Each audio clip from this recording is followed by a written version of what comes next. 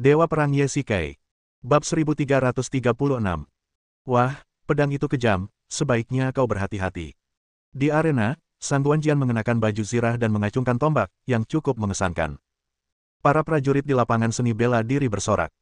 Sang Guanjian sebelumnya adalah seorang kepala desa, dengan hanya 50 orang di bawah komandonya, tetapi ia dihargai oleh hakim daerah, yang menunjukkan bahwa ia benar-benar memiliki kungfu. Ye Shikai sangat berharap untuk mendapatkan teman seperti itu selama perjalanan dinasti Qin yang akan sangat membantunya. Kau harus berhati-hati. Ye Shikai mengeluarkan pedang perunggu itu. Meskipun pedang itu jauh lebih rendah daripada pedang Yushi yang ditemukan di reruntuhan Baiki, pedang itu juga sangat tajam. Yang terpenting adalah bahwa bagi seseorang yang tidak memiliki kekuatan internal, bahkan jika ia memegang pedang Yushi, pedang itu paling banter hanya akan menjadi pedang yang tajam. Ye Shikai ahli dalam ilmu pedang. Meskipun pedang tidak banyak digunakan dalam kursus Longya, ketika dia berada di dunia bawah tanah, senjatanya selalu berupa pedang, tentu saja, kecuali pedang Hades. Sang Guanjian menusukkan tombak di tangannya. Ye Shikai berbalik ke samping dan menangkisnya dengan pedangnya, lalu menusuk balik dengan pedangnya. Sang Guanjian tidak menyadari bahwa serangan balik Ye Shikai begitu cepat. Meskipun tombak itu kuat, sulit untuk bertahan saat seseorang mendekatinya. Sang Guanjian dengan cepat melangkah mundur dan menjaga jarak, tetapi pedang itu hampir menggores baju besinya. Oke. Di bawah ring, ratusan prajurit menyaksikan duel antara keduanya. Sang Guanjian dulunya adalah komandan garnisun, dan sekarang dia adalah jenderal dari 100 orang. Namun, dalam hal seni bela diri dan keberanian, tidak ada seorang pun yang hadir yang dapat menandinginya. Bahkan komandan dari 500 orang itu sudah tua, dan prestasi militernya telah terkumpul selama bertahun-tahun. Di sisi lain, Sang Guanjian masih muda dan energik, dan dia membuat prestasi dengan sangat cepat. Setelah mendengar bahwa Ye Shikai dipromosikan menjadi sersan, beberapa prajurit tidak yakin, mengira bahwa dia hanyalah seorang pendatang baru, yang baru saja tiba dan tidak memiliki kualifikasi untuk dipromosikan. Namun sekarang setelah melihat pertandingan ini, mereka baru yakin. Dalam waktu yang dibutuhkan untuk membakar dupa, kedua pria itu bertarung selama lebih dari 100 ronde, tetapi Ye Shikai sama sekali tidak kehilangan kendali. Sebaliknya, dia menekan Sang Guanjian, memaksanya untuk terus bertahan dan tidak memiliki kesempatan untuk menembakkan senjatanya. Lihatlah teknik pedang ini. Diperlukan setidaknya 5 tahun latihan untuk mencapai level ini. Ya, kalau kami yang pergi ke sana, saya khawatir 7 atau 8 orang di antara kami tidak akan mampu mengalahkannya. Di bawah panggung, para prajurit sedang mendiskusikan masalah tersebut. Desa Sangsui berada di bawah administrasi Kabupaten Heiyang. Kabupaten itu tidak terlalu besar. Selain tentara yang dipimpin oleh Wu Baizu, ada juga personel keamanan di bawah komite kabupaten dan petugas penjara. Mereka tidak memiliki banyak efektivitas tempur. Secara keseluruhan, jumlahnya tidak lebih dari 1000 orang. Setelah bertarung lebih dari 200 ronde, Sang Guanjian sedikit kelelahan. Ye Shikai hanyalah monster. Dia memiliki kekuatan fisik yang sangat bagus. Setelah bertarung begitu lama, kecepatan pedangnya tidak melambat sama sekali. Akhirnya, memanfaatkan kelemahannya, Ye Shikai tiba-tiba melompat ke depan dan menusuk lehernya dengan ujung pedang.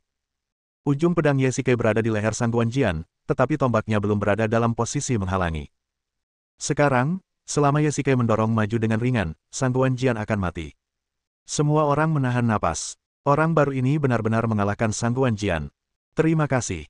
Ye Shikai berhenti bicara dan memasukkan kembali pedangnya ke sarungnya. Sang Guanjian telah membantunya berkali-kali, dan ini hanya pertandingan tanding, jadi dia tidak akan pernah membunuhnya. Haha, kamu tidak buruk, kamu punya beberapa keterampilan. Sang Guanjian tiba-tiba tertawa terbahak-bahak. Dia menerima kekalahan dengan hati yang tulus. Setelah 2 batang dupa pertempuran sengit, dia bahkan tidak memerah di wajah atau kehabisan napas. Tampaknya dia masih menahan diri. Selain itu, dalam duel pedang melawan tombak, senjata Ye Shikai berada pada posisi yang kurang menguntungkan. Namun tanpa diduga, dia dapat memanfaatkan kekuatannya dan menghindari kelemahannya, menghindari ujung tombak yang tajam, bertarung dalam pertempuran jarak dekat dan memanfaatkan keterampilan pedangnya yang fleksibel. Saya tidak pernah menyangka akan ada pahlawan seperti itu di Kabupaten Heiyang. Sekarang setelah dia bergabung dengan tentara, dia seperti harimau bersayap. Pada saat ini, perwira sebelumnya perlahan berjalan mendekat, bertepuk tangan dan memuji. Ngomong-ngomong, aku belum memberitahumu. Nama tuanku adalah Han Hao, dan dia adalah penguasa 500. Aku berada di bawah komandonya, bertanggung jawab atas pertahanan Kabupaten Heiyang dan desa-desa bawahannya. Kau harus berhati-hati dengan kata-katamu saat berbicara dengannya. Sang Guanjian berkata dengan lembut, takut kalau Ye Shikai tidak tahu sopan santun dan menyinggung Han Hao. Kamu benar-benar jago bela diri. Han Hao terus memujinya.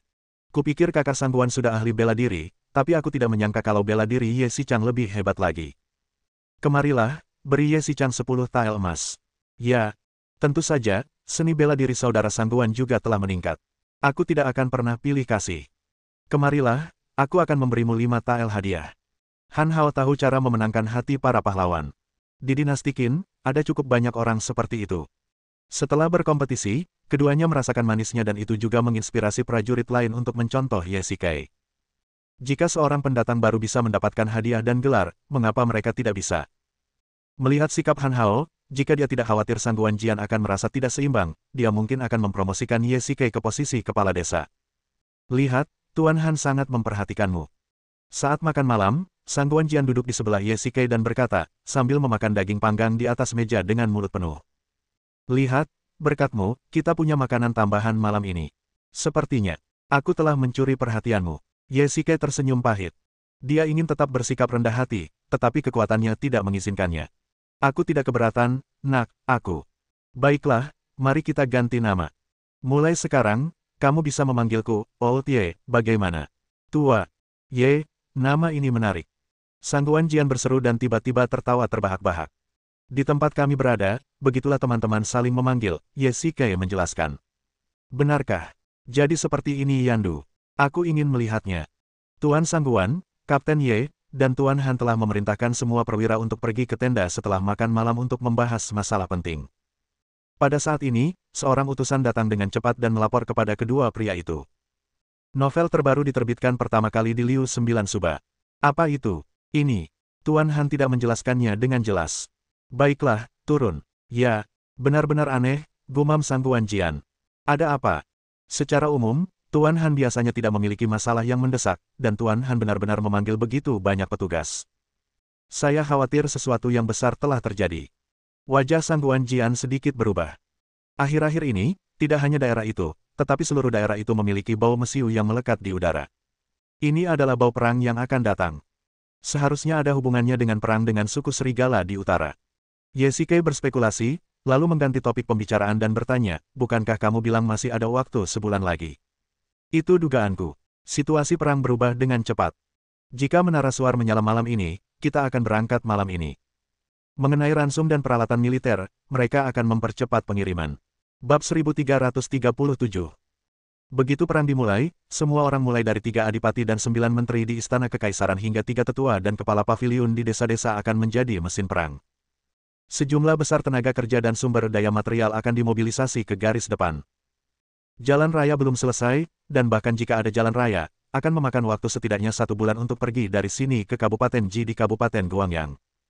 Meskipun ada kavaleri, mereka hanya sebagian kecil. Terlebih lagi, bahkan jika tentara mencapai Kabupaten Guangyang, mereka masih harus menunggu makanan dan peralatan dikirim dari belakang. Jika perang meletus tiba-tiba, kerja Rodi untuk mengawal makanan dan perlengkapan dari belakang akan memiliki tenggat waktu. Jika tidak dapat dikirimkan tepat waktu, seluruh tim pengangkut akan dipenggal. Belakangan, banyak pemimpin pemberontakan memilih untuk bertempur sampai mati karena alasan ini, jika tidak mereka akan dipenggal. Ye Shikai berpikir bahwa sistem ini agak terlalu kejam, tetapi dari sudut pandang perang, jika makanan dan rumput tidak dikirim, ratusan ribu pasukan akan runtuh. Jika mereka dikalahkan, suku serigala akan langsung berbaris ke dataran tengah. Baiklah, ayo berangkat. Setelah kedua pria itu selesai menyantap daging panggang, mereka mengambil senjata mereka dan pergi ke tenda. Tuan Sangguan, Kepala Ye, dan Tuan Han sedang menunggu Anda. Silakan masuk dengan cepat. Oke. Kedua pria itu memasuki tenda. Bagaimanapun, Ye Shikai hanyalah seorang sersan, jadi dia secara alami berdiri di belakang. Saudara Ye, cepatlah ke sini. Tanpa diduga, Han Hao berdiri, berjalan ke arah Ye Shikai di depan semua orang, memegang tangannya dan berdiri ke depan, membiarkan Ye Shikai dan beberapa jenderal berdiri di depan. Baiklah, karena semua orang sudah ada di sini, saya akan mengumumkan beritanya. Han Hao duduk kembali di kursi utama dan menatap para jenderal di bawah panggung. Kalian semua harus tahu bahwa suku serigala di utara sedang mengincar Qin besar kita dengan penuh nafsu. Menurut berita dari kantor gubernur daerah, suku serigala telah mengumpulkan pasukan sebanyak 200.000 orang dan menyebarkannya di sepanjang tembok besar. Mereka dapat menyerang kapan saja. Sebagian besar dari mereka adalah kavaleri bersenjata ringan dan sangat lincah, jadi. Tuan, apakah Anda ingin kami pergi ke garis depan untuk bertempur? Sebelum Han Hao sempat menyelesaikan kata-katanya, seorang jenderal bertanya dengan cemas. Semua orang menggosok tangan mereka, dan tampak sangat tertarik untuk pergi ke garis depan. Mereka termasuk dalam garnisun daerah, dan tugas mereka biasanya adalah mencegah serangan dari perampok dan bandit. Dibandingkan dengan penjaga perbatasan yang bertempur di garis depan, mereka memiliki lebih sedikit kesempatan untuk mendapatkan pahala, sehingga peluang mereka untuk naik pangkat berkurang. Jadi ketika mereka mendengar tentang perang, mereka semua bersemangat untuk mencobanya. Ahem, sepertinya kalian semua ingin menunjukkan keahlian kalian di medan perang. Ini ide yang bagus, tetapi misi kita bukanlah untuk bertempur di garis depan. Han Hao terbatuk 2 kali, dan semua orang segera terdiam. Bagaimanapun, kami adalah bagian dari pasukan garnisun daerah, dan tujuan utama kami adalah menjaga ketertiban umum. Saya rasa semua orang tahu bahwa meskipun berita ini datang dari kantor gubernur daerah, namun berita ini sudah menyebar di antara masyarakat, dan bahkan beberapa rumor telah muncul, menyebabkan kepanikan di antara masyarakat. Bahkan aktivitas para bandit semakin merajalela. Tuanku, misi kita adalah membasmi para bandit, pinta Sangguan Jian. Saudara Sangguan, Anda telah menanyakan maksudnya. Sudah menjadi tugas kita untuk membasmi para bandit dan menjaga ketertiban umum, tetapi misi ini lebih dari itu. Melihat semua orang berbicara dengan wajah bingung, Han Hao mengalihkan pandangannya ke Ye Shikai. Saudara Ye baru saja tiba. Bisakah kamu menebak misinya? Saya bodoh, tolong beritahu saya dengan jelas, Tuan. Meskipun Ye Shikai sudah memiliki jawabannya di benaknya, dia tidak mengatakannya secara langsung. Pertama, dia tidak ingin terlalu menonjol, dan kedua, dia tidak ingin melakukan tugas yang tidak jelas ini dari lubuk hatinya. Kalau begitu, aku sendiri yang akan bertanya dan menjawab pertanyaannya. Han Hao mengeluarkan selembar bambu dari meja dan membukanya perlahan.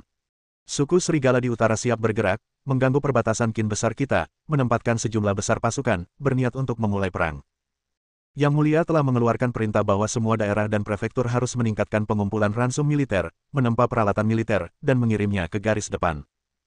Pasukan garnisun Kabupaten Heyang diperintahkan untuk mengawasi tim pengawal untuk mencegah penundaan dan kelambatan dalam pertempuran. Han Hao meletakkan potongan bambu di tangannya. Kalian semua mendengarnya, kan? Ini adalah perintah yang baru saja dikirim oleh kantor gubernur daerah hari ini. Saya yakin semua orang mengerti misi kita. Tuan, apakah Anda akan meminta kami untuk mengawal gandum dan makanan ternak bersama para kepala pavilion, Yuzi dan Sefu? Mendengar perintah ini, semua orang jelas tidak puas. Meskipun mereka adalah pasukan garnisun daerah, kekuatan tempur mereka tidak lemah. Hanya saja daerah Henei terletak di dataran tengah, ribuan mil jauhnya, jadi tampaknya relatif damai. Namun, mereka sama sekali bukan prajurit yang rakus akan kenyamanan dan takut mati. Hehe. Kami tidak meminta kalian untuk mengawal makanan dan pakan ternak, tetapi untuk mengawasi tim pengawal. Jika makanan dan pakan ternak tidak dapat tiba tepat waktu, garis depan akan kehilangan kesempatan untuk bertempur, atau bahkan runtuh. Han Hao terus menghibur semua orang. Mereka memang tidak mau mengirimkan makanan dan pakan ternak ketika mereka tidak dapat bertempur di garis depan. Jika Ye Shikai tidak pernah berpartisipasi di Longya sebelumnya, dia mungkin tidak mengerti mengapa mereka begitu aktif pergi ke medan perang, tetapi membela negara dan keluarga adalah salah satu alasannya. Latar belakang yang berbeda pada masa itu juga menjadi alasan besar. Banyak prajurit yang bergabung dengan tentara adalah budak atau orang-orang yang berasal dari keluarga sederhana. Bergabung dengan tentara untuk membunuh musuh dan mendapatkan prestasi militer adalah satu-satunya cara mereka untuk dipromosikan. Jika mereka dapat bertahan hidup di medan perang, mereka dapat berbalik. Lagi pula, siapa bilang kalian tidak punya kesempatan untuk pergi ke medan perang? Situasi perang berubah dengan cepat. Saat kalian mengawal makanan dan rumput ke garis depan, jika perang semakin memanas, kalian akan menjadi pasukan cadangan. Han Hao terus menjelaskan, dan semua orang menjadi tenang. Jika mereka menghadapi perang besar, sama pentingnya untuk mengisi kembali pasukan. Jika para prajurit yang terlatih ini sampai di sana, mereka mungkin akan naik untuk mengisi kembali pasukan secara langsung. Hal semacam ini pernah terjadi sebelumnya ketika menyerang 6 negara, tetapi jika kalian menghadapi situasi ini, itu berarti itu benar-benar pertempuran yang besar dan berdarah. Bahasa Indonesia. Apa yang sedang kamu pikirkan?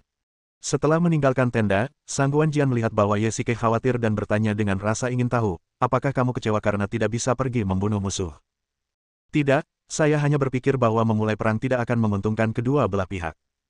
Selain itu, begitu kedua belah pihak sama kuatnya dan perang menemui jalan buntu, tidak ada yang tahu kapan perang akan berakhir. Kau tidak gila, kan? Kalau tidak ada pertempuran, kau tetap saja seorang pemimpin regu. Kau tidak bisa mendapatkan pahala militer apapun. Apa gunanya kau bergabung dengan tentara? Sangguan Jian sepertinya mendengar sesuatu yang sangat lucu. Ia berbalik dan menunjuk ke arah perwira di belakangnya.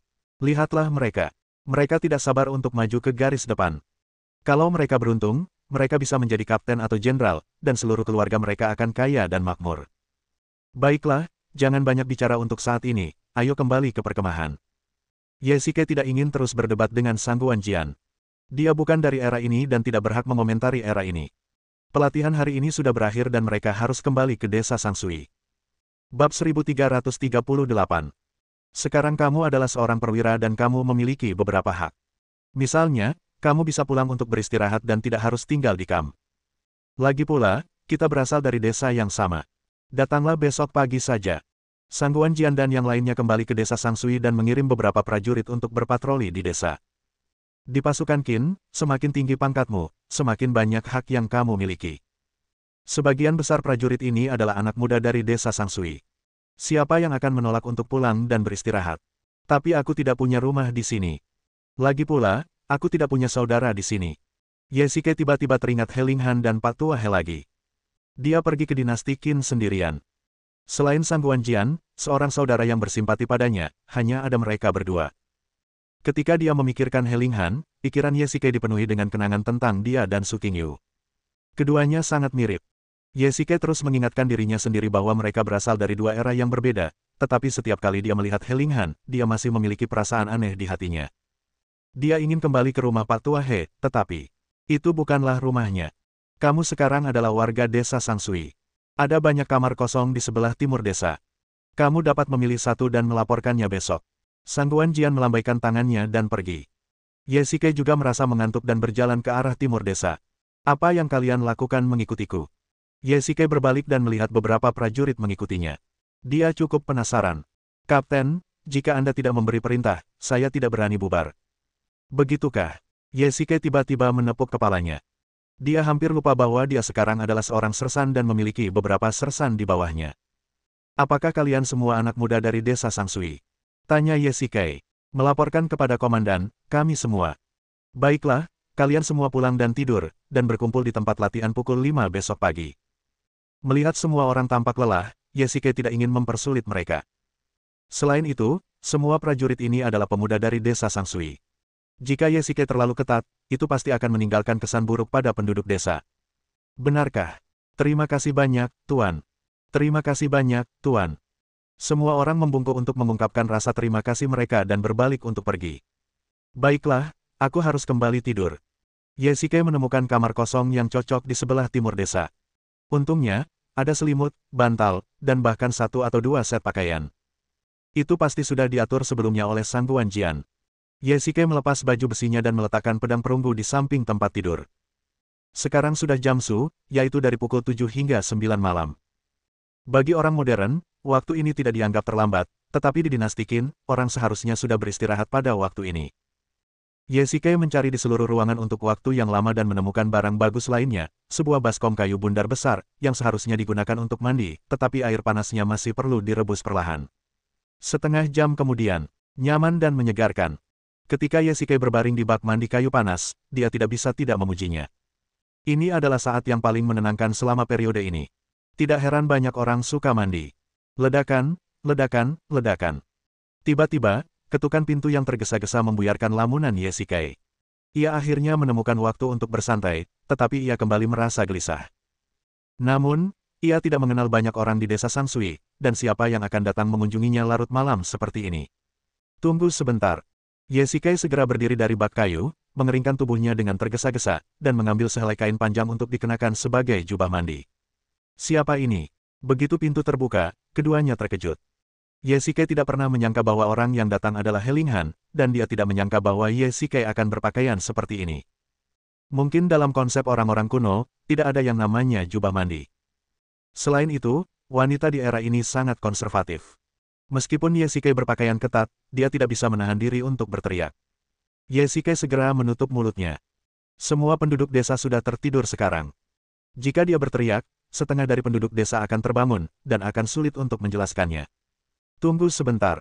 Melihat He Linghan tenang, Ye Xike akhirnya merasa lega. Dia melepaskan tangannya dan segera menjelaskan, lalu membanting pintu hingga tertutup. 3 menit kemudian. Ahem, Linger, maafkan aku kehilangan ketenanganku. Ye Shikai mengganti pakaiannya lalu membuka pintu untuk membiarkan He Linghan masuk. Tuan Ye, Anda baru saja mandi tadi. He Linghan melihat ke arah bak kayu besar di sebelahnya yang masih mengeluarkan uap, lalu tiba-tiba dia tersadar. Ya, aku baru saja keluar dari baskom kayu dan kamu datang. Ye Shikai sedikit malu dan segera membawa beberapa buah persik dan pir. Ini adalah buah yang baru saja dia bawa dari jamuan makan Han Hao. Dia baru saja tiba di rumah, ini kurang dari 1 jam. Selain beberapa kebutuhan sehari-hari, tidak berlebihan jika dikatakan, tanpa dinding. Untungnya, dia membawa beberapa buah, kalau tidak dia tidak akan bisa menjamu tamu. Ayo, makanlah buahnya. Ye Shikai menyerahkan buah persik itu. Tuan Ye, saya mendengar dari para tetua di desa bahwa Anda telah dipromosikan menjadi kepala suku. He Linghan tiba-tiba bertanya. Ya, Tuan Han baru saja mempromosikannya. Selamat, Tuan Ye, Anda telah menerima penghargaan di hari pertama Anda bergabung dengan tentara. He Linghan tersenyum cerah dan sangat bahagia untuk Ye Shikai.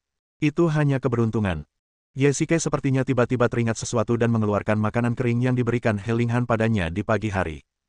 Linger, aku akan mengembalikan ini kepadamu. Kamu dan pamanmu hidup dalam kemiskinan, dan tidak ada cukup makanan untuk dimakan. Aku sangat berterima kasih atas apa yang telah kamu lakukan untukku, tetapi aku sudah dewasa sekarang, dan aku tidak perlu khawatir tentang makanan dan pakaian lagi. Ye Shikai makan di rumahnya tadi malam, dan dia dapat menganalisis situasi sebagian besar penduduk desa. Tidak banyak makanan berlebih, hanya cukup untuk dimakan. Jika mereka mengalami kelaparan, mereka mungkin tidak dapat bertahan hidup. Ye Shikai tidak ingin menolak kebaikannya, tetapi dia juga mempertimbangkan situasi sebenarnya. Dinasti Qin berbeda dari era modern. Selama kamu punya uang, kamu dapat membeli makanan. Yang terpenting adalah bahwa perang di garis depan akan segera dimulai, dan garis belakang tentu saja perlu meningkatkan jatah militer.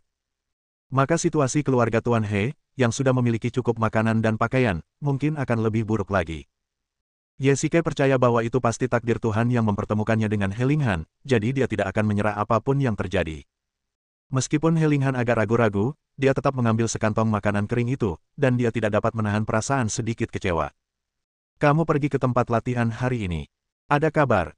Linger, aku tidak ingin berbohong padamu. Aku baru saja mendapat kabar bahwa kita harus pergi ke garis depan bersama tim pengawal makanan dan peralatan militer. Kita mungkin akan kembali setelah mengantarkan makanan, atau kita mungkin tinggal di sana untuk bertempur. Ye Shikai ragu-ragu sejenak, tetapi memutuskan untuk mengatakan yang sebenarnya. Sebagian besar orang di sekitarnya adalah anak muda dari desa Sangsui. Jika ada pertempuran berdarah di sana, siapa yang bisa menjamin berapa banyak orang yang bisa kembali hidup-hidup? Mungkin, mereka tidak akan pernah kembali. Bab 1339. Apakah situasinya sekarang begitu serius? Raut wajah He Linghan berubah drastis saat mendengar ini. Sebagai rakyat jelata yang hidup di akhir dinasti Qin, bukan hanya He Linghan atau Pak Tua He, tetapi semua rakyat jelata takut akan perang. Pajak dan kerja rodi dinasti Qin sangat berat. Jika tidak ada perang, rakyat jelata masih bisa bertahan hidup, tetapi jika perang pecah, sejumlah besar makanan akan dikirim ke garis depan. Tidak memiliki cukup makanan adalah salah satu masalahnya. Perang berarti kematian, dan banyak orang muda dan setengah baya akan dikirim ke garis depan. Setelah pertempuran, saya tidak tahu berapa banyak orang yang akan terpisah dari istri dan anak-anak mereka, dan keluarga mereka akan hancur. Baiklah, situasi perang ini mendesak, dan perintah dari kantor hakim daerah akan segera dikeluarkan. Saya rasa semua orang di desa Sangsui akan mengetahuinya dalam beberapa hari. Ye Shikai mengangguk. He Linghan mengerutkan bibirnya, seolah-olah ada sesuatu yang ingin dia katakan kepada Ye Shikai. Meskipun keduanya belum lama saling mengenal, perasaan mereka terhadap satu sama lain sangat luar biasa. Kalau tidak, He Linghan tidak akan lari ke rumah Ye Shikai sendirian di tengah malam. Jika dia benar-benar ketahuan, akan ada gosip tentang He Linghan di desa keesokan harinya. Linger, kalau ada yang mau kamu katakan, katakan saja. Tuan Ye, sebaiknya Anda segera pergi dari sini. Anda bukan dari era ini. Ini perang kita dan Anda tidak boleh ikut campur. He Linghan memberanikan diri untuk mengungkapkan isi hatinya. Dia benar. Ye Shikai adalah pria modern dan tidak boleh ikut campur. He Linghan hanya khawatir tentang keselamatan Ye Shikai. Begitu dia pergi ke garis depan, siapa yang bisa menjamin bahwa dia akan kembali hidup-hidup? Bahkan, mungkin semua orang muda dan setengah baya di desa Sangsui akan mati di sana, dan tidak ada yang akan selamat. Linger, terima kasih atas perhatianmu kepadaku, tetapi aku menyelamatkanmu dan penduduk desa dari para perampok hari itu, dan kau juga membantuku menetap di sini. Sejak saat itu, mustahil bagiku untuk melepaskan diri dari era ini, dan jika aku benar-benar pergi sekarang, aku khawatir aku akan diperlakukan sebagai pembelot. Yesike tersenyum pahit. Belum lagi, sumber daya-nya saat ini tidak cukup baginya untuk meninggalkan Qin. Bahkan jika dia kaya, membawa 2 gerobak makanan kering, dan mempekerjakan beberapa orang untuk melindungi keselamatannya, mustahil baginya untuk melewati begitu banyak penjaga tentara Qin. Dia tidak bisa meninggalkan Qin sama sekali, dan pada akhirnya akan ditangkap dan dipenggal. Linger, aku khawatir padamu, kakekmu, dan orang-orang di desa Sangsui. Kalian harus menjaga diri kalian sendiri. Ye Shike mengangguk. Patua He sudah terlalu tua untuk pergi ke medan perang. He Linghan adalah seorang wanita, jadi wajar saja dia juga tidak bisa pergi. Selama mereka punya cukup makanan di rumah, itu seharusnya tidak menjadi masalah. Ye Shike mengeluarkan sebuah tas kecil dan memasukkannya ke tangan He Linghan. Tuan Ye, apa ini? He Linghan membuka tas itu dan melihat sesuatu yang berat di dalamnya, yang ternyata adalah emas. He Linghan sangat terkejut hingga tangannya terlepas dan tas itu jatuh ke tanah. Ini adalah 10 tael hadiah yang diberikan oleh Tuan Han. Kau harus membawanya pulang. Kau dapat menggunakan uang itu untuk membeli makanan dan menyimpannya. Kita tidak tahu kapan perang akan berakhir, jadi sebaiknya kau jaga diri baik-baik. Ini sama sekali tidak mungkin, Tuan Ye, ini adalah hadiah Anda, bagaimana saya bisa menerimanya? He Linghan mengulurkan tangannya yang gemetar dan ingin mengembalikannya ke tangan Ye Shike, tetapi bagaimana kekuatannya bisa dibandingkan dengan seorang pria? Ye Shike menolak untuk menerimanya, jadi He Linghan harus menerimanya. Simpan saja. Jika aku benar-benar pergi ke medan perang, aku akan membawa emas ini. Tidak sepraktis kantong makanan kering yang kau berikan padaku. Ambil saja. Saat aku kembali dari garis depan, aku akan memastikan kau dan kakekmu aman di rumah. Ye Shike menatap lilin yang setengah terbakar di sampingnya. Setengah jam telah berlalu tanpa disadari. Linger, pulanglah dulu. Aku akan datang ke rumahmu untuk menemuimu secara langsung besok pagi. Ye Shike berkata dengan tergesa-gesa. Orang-orang yang tinggal di sekitar sana semuanya adalah penduduk desa. Jika mereka ketahuan, baik dia maupun He Linghan tidak akan dapat menjelaskan diri mereka dengan jelas. Baiklah, saya pamit dulu.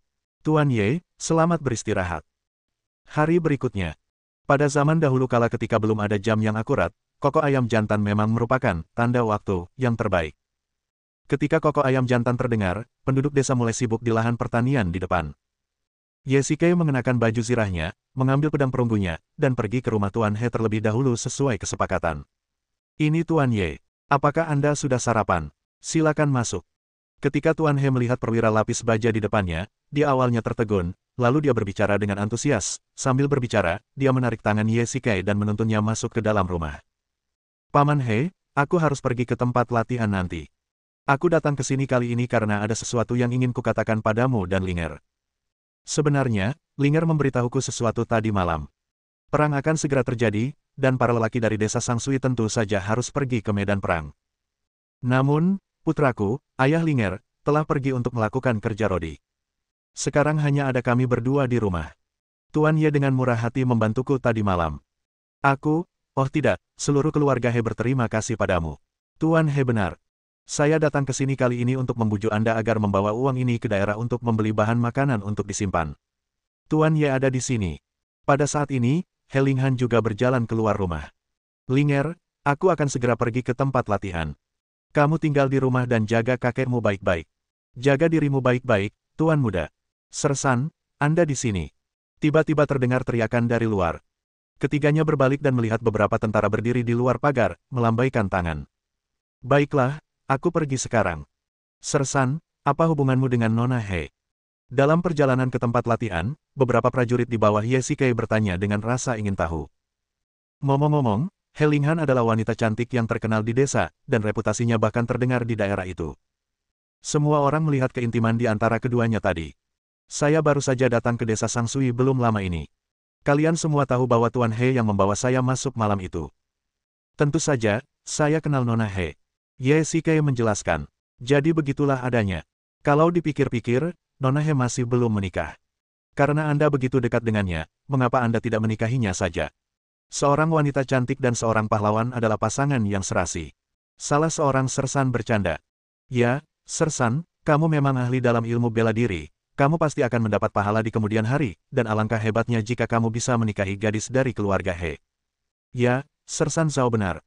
Ya, ya. Semua orang menjawab serempak. Kenapa kamu banyak bicara?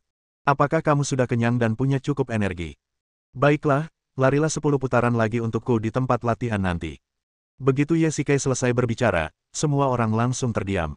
Mereka benar-benar baik hati. Tampaknya orang-orang kuno juga suka menjodohkan pasangan. Sersan, apakah kita benar-benar akan pergi ke medan perang sebentar lagi? Pada saat ini, seorang prajurit yang tampak agak lemah bertanya. Ya, itu benar. Ye Shikai tidak berbohong. Cepat atau lambat mereka akan tahu beritanya. Karena dia tidak bisa mengubah fakta, dia hanya bisa membiarkan mereka bersiap secara mental. Bab 1340 adalah penggiling daging bagi para pemuda yang sedetik lalu menjadi petani. Jika mereka ingin bertahan hidup di medan perang, mereka harus mempelajari keterampilan untuk bertahan hidup di medan perang. Tentara Qin bertempur dalam formasi yang rapi dan mematuhi perintah. Jika seseorang tidak mematuhi perintah dalam formasi, ia akan dibunuh di tempat. Kemanapun tentara Qin pergi, mereka akan terlebih dahulu menggunakan hujan anak panah dari busur dan busur silang yang kuat untuk membuka jalan sebelum memajukan pasukan. Oleh karena itu, sebagian besar prajurit baru ini harus memulai pelatihan dari barisan, tetapi ini juga memiliki kelebihan. Beberapa cangkul dapat digunakan sebagai tombak, dan perisai kayu dapat digunakan sebagai perisai. Waktunya singkat, dan Ye Shikai memahami hal ini. Senjata baru sedang diburu untuk diproduksi, dan bahkan volume pelatihan tim telah meningkat. Sulit untuk mengatakan kapan mereka akan pergi ke garis depan, mungkin seminggu, mungkin 3 hari, mungkin besok, semuanya mungkin. Maju, mundur, dan berlindung. Namun, di medan perang, lebih banyak prajurit yang mengkhawatirkan dua hal. Yang pertama, tentu saja, apakah mereka dapat menyelamatkan nyawa mereka. Yang kedua adalah membunuh musuh, mendapatkan jasa dan gelar militer, lalu mendapatkan penghargaan. Justru karena keunggulan sistem tersebut, pasukan Qin, dari atas ke bawah, tidak peduli jenderal atau prajurit, memiliki motivasi untuk membunuh musuh. Tentu saja, ini tidak berarti bahwa semua orang berpikir seperti ini. Setelah Qin menaklukkan 6 kerajaan, banyak prajurit dari 6 kerajaan juga bergabung dengan pasukan. Mereka telah melihat perang dengan mata kepala mereka sendiri, dan mereka tidak berpikir tentang bagaimana cara berperang dan mendapatkan pahala militer, tetapi lebih pada bagaimana cara menyelamatkan hidup mereka, atau bahkan bagaimana cara menghindari pergi ke medan perang. Tatapan mata Ye Shikai tertuju pada prajurit yang agak lemah itu. Ketika dia mengatakan ini, jelas terlihat bahwa dia takut bertarung. Semua yang hadir adalah pemuda dari kampung halaman yang sama, jadi Ye Shikai tidak mengajukan pertanyaan lebih lanjut dan menyelamatkan mukanya. Ngomong-ngomong, Ye Shikai bisa mengerti bahwa prestasi militer adalah miliknya, tetapi dia harus hidup untuk mendapatkannya. Jika dia bersedia mengorbankan hidupnya demi prestasi militer, dia akan menjadi seorang penjudi, dan seorang penjudi yang haus darah. Baiklah, mari kita istirahat. Pada siang hari, Ye Shikai menatap terik matahari di langit. Saat itu bulan Juli dan panasnya sedang di puncaknya. Meski begitu, jika mereka berangkat ke garis depan sekarang, mungkin saat mereka tiba di sana sudah hampir musim dingin. Tuan Ye, kau tidak memberitahu siapapun apa yang dikatakan Tuan Han, kan? Sang Guanjian tiba-tiba bertanya saat makan, dan sumpit Ye Shikai tiba-tiba berhenti. Saya sudah memberitahu keluarga Tuan He. Ye Shikai tidak berbohong. Sebenarnya, ada juga beberapa prajurit dan sersan di bawah komandonya, tetapi mereka tidak akan berbicara omong kosong. Di ketentaraan, menyebarkan rumor sesuka hati sudah cukup untuk dipenggal. Tidak masalah, mereka tidak akan mengatakan apa-apa. Sang Guanjian tidak mengatakan apa-apa. Mungkin dia juga melihat hubungan antara Ye Shikai dan He Linghan, jadi dia tidak banyak bicara. Yang dimaksud Tuan Han adalah meskipun para perwira kita tahu tentang perang yang akan datang, kita belum bisa memberitahu semua orang. Perang sudah di depan mata dan hati orang-orang tidak tenang. Ini adalah hal yang paling tabu. Jika situasi di garis depan sedang tegang, maka tidak boleh ada api di halaman belakang. Sang Guanjian tampaknya masih sedikit khawatir dan tidak bisa menahan diri untuk mengingatkannya lagi. Aku mengerti maksudmu. Ye Shikai memotongnya. Itu bagus. Saya rasa perintah dari daerah akan tiba besok. Saat itu, 3 tetua di desa akan mulai mengumpulkan makanan dan pakan ternak, dan kepala paviliun akan mulai mengangkut pekerja rodi. Misi kita juga akan segera dimulai. Ye Shikai tidak banyak bicara. Perang sudah di depan mata. Jika mereka menang, itu akan menjadi hal yang baik. Jika mereka kalah, suku Serigala Utara akan menerobos garis pertahanan tembok besar. Dengan kecepatan mereka bisa membunuh orang-orang dari Yandu dalam waktu paling lama 1 bulan. Pasukan Qin jauh dari medan perang dan butuh waktu untuk memobilisasi pasukan. Selain itu, bagaimana kecepatan infanteri bisa dibandingkan dengan kecepatan kavaleri? Garnisun di daerah dan prefektur saja mungkin tidak sebanding dengan suku serigala. Terlebih lagi, jika suku serigala berhasil menembus garis pertahanan tembok besar, akan ada dataran luas tempat pasukan berkuda ringan dapat berbaris bebas ke setiap desa, membakar, membunuh, dan menjarah. Situasinya akan menjadi bencana, jadi satu-satunya cara adalah menjaga suku serigala tetap berada di luar tembok besar. Mungkin justru karena situasi perang yang kritis sehingga kantor hakim daerah mengeluarkan perintah seperti itu, dan Sang Guanjian juga, secara implisit, mengingatkan Ye Shikai. Jika semua orang tahu bahwa perbatasan dalam bahaya, siapa yang bisa menjamin bahwa tidak seorang pun akan mengambil kesempatan untuk menjadi bandit, atau bahwa korps yang dikawal tidak akan mencuri ransum dan senjata militer dan melarikan diri. Jika ini benar, pasukan pertahanan perbatasan pasti akan runtuh tanpa perlawanan. Oleh karena itu, pasukan garnisun harus dikirim ke perbatasan disertai kerja Rodi, pertama untuk pengawasan, dan kedua untuk menambah jumlah pasukan di perbatasan. Kita punya tugas lain di sore hari, ikutlah denganku. Setelah makan siang, Sang Guanjian membawa Ye Shikai dan selusin sersan menjauh dari tempat latihan dan pergi ke suatu tempat yang belum pernah dikunjungi Ye Shikai. Di mana ini? Ye Shikai menatap gua di depannya dan bertanya dengan rasa ingin tahu. Kau akan tahu begitu kau masuk. Sang Guanjian melambaikan tangannya, dan segera dua prajurit menyalakan obor dan memimpin jalan di depan. Kelompok itu perlahan memasuki gua. Begitu banyak makanan. Ketika Ye Shikai melihat pemandangan di dalam gua, dia tidak bisa menahan rasa terkejutnya. Seluruh gua dipenuhi karung gandum, dan tampaknya jumlahnya cukup banyak. Ini hanya 1000 si gandum. Jika kau melihat lumbung pasukan pertahanan perbatasan, itu pasti sangat banyak. Sang Guanjian terkekeh 2 kali. Memang, lumbung yang dapat menyimpan makanan untuk ratusan ribu orang selama musim dingin pasti spektakuler. Ini adalah lumbung padi desa Sangsui. Ini adalah biji-bijian yang disimpan oleh penduduk desa Sangsui. Ini untuk mencegah kekeringan parah atau untuk mengumpulkan uang untuk ransum militer.